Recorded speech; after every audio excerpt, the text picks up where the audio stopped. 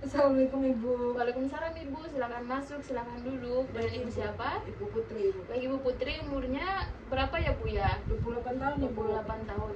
Kalau boleh tahu keluhannya gimana Bu? Ya Bu, saya itu kayak nahan kencing itu sakit, terus juga kalau batuk itu kayak keluar gitu kencingnya. Baik. Jadi keluhannya Ibu susah nahan kencing ya Bu ya? Sebelumnya Ibu udah pernah dengar belum mengenai inkontinensia urin? Tidak tahu. Belum ya Bu ya. Jadi keluhan yang Ibu rasakan ini biasa disebut dengan inkontinensia urin. Jadi inkontinensia urin ini adalah gangguan buang air kecil di mana seorang tidak dapat mengontrol proses buang air kecilnya.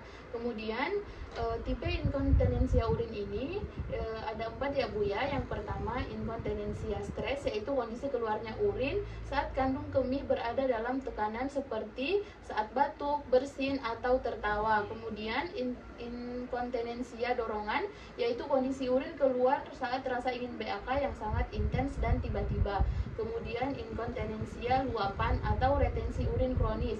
Ini merupakan ketidakmampuan mengosongkan kandung kemih sehingga sering mengompol ya Bu ya. Kemudian ada inkontinensia total, yaitu kondisi ketidakmampuan kandung kemih untuk menyimpan urin sama sekali sehingga selalu mengompol.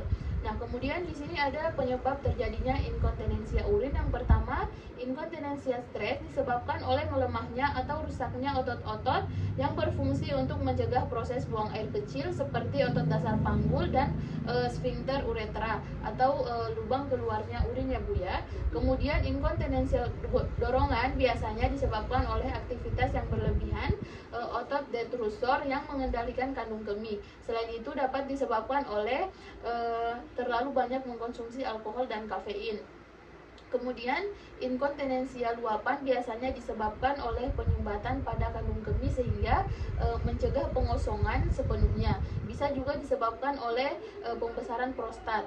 Nah, kemudian ada inkontinensia total. Biasanya inkontinensia total ini disebabkan oleh masalah pada kandung kemih sejak lahir, seperti cedera tulang belakang atau adanya fistula atau jalur baru pada kandung kemih ya Bu ya.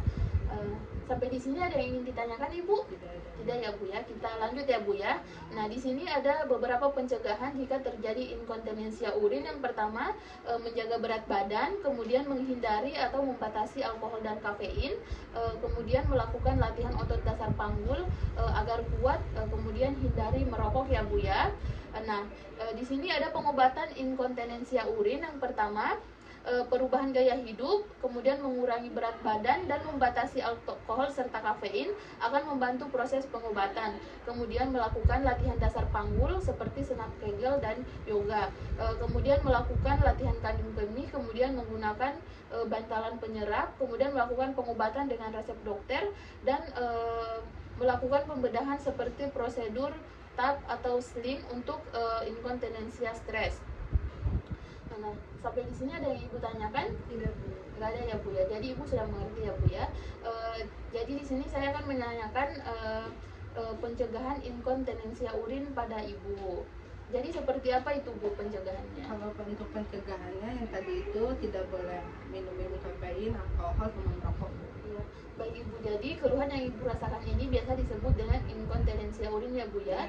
Jadi Ibu dapat melakukan pengobatan ringannya seperti mengubah gaya hidup, kemudian mengurangi berat badan, kemudian membatasi alkohol, kemudian Ibu bisa juga melakukan latihan dasar panggul seperti senam Kegel atau yoga ya Bu ya. Baik Ibu sudah mengerti ya Bu ya. Di sini saya akan melakukan dokumentasi dengan Ibu Putri, usia 28 tahun dengan keluhan inkontinensia urin. Ditandatangani Ibu. Baik Ibu, terima kasih Ibu atas kunjungannya.